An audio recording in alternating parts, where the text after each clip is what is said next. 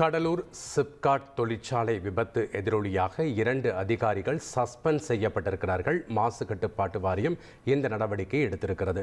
விவரங்களோடு இணைகிறார் செய்தியாளர் தேவநாதன். வணக்கம் தேவநாதன், செய்தி தொடர்பான முழு விவரங்களையும் பதிவு பண்ணுங்க. கடலூர் சிப்காட் பகுதியில் இயங்கி வரக்கூடிய ஒரு பூச்சி மருந்து தயாரிக்கும் தொழிற்சாலையில நேற்று கேஸ்கட் அடித்து விபத்துக்குள்ளானது. இந்த விபத்திற்கு பிறகு பார்த்தோம் அப்படின்னா அந்த பகுதி, அதாவது குடிகாடு பகுதியை சேர்ந்த 93 பேர் அரசு மருத்துவமனையில் அனுமதிக்கப்பட்டாங்க. வாந்தி, மயக்கம், தலை சுற்றல் என்று கூறி அவர்கள் அனுமதிக்கப்பட்ட நிலையில அவர்களுக்கு சிகிச்சை அளிக்கப்பட்டது.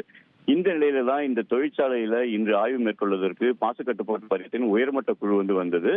சென்னையிலிருந்து வந்த இந்த அதிகாரிகள் குழு கிட்டத்தட்ட 1 மணி நேரம் இந்த தொழிற்சாலைக்குள்ள ஆய்வு மேற்கொண்டாங்க. இவர்களுடன் பார்த்தோம் அப்படின்னா தொழிற்சாலை பாதுகாப்பு துறையினரும் சேர்ந்து ஆய்வு மேற்கொண்டனர். அதே போல மாவட்ட வருவாய்த்துறையினரும் அவர்களுடன் சேர்ந்து இந்த ஆய்வானது நடைபெற்றது.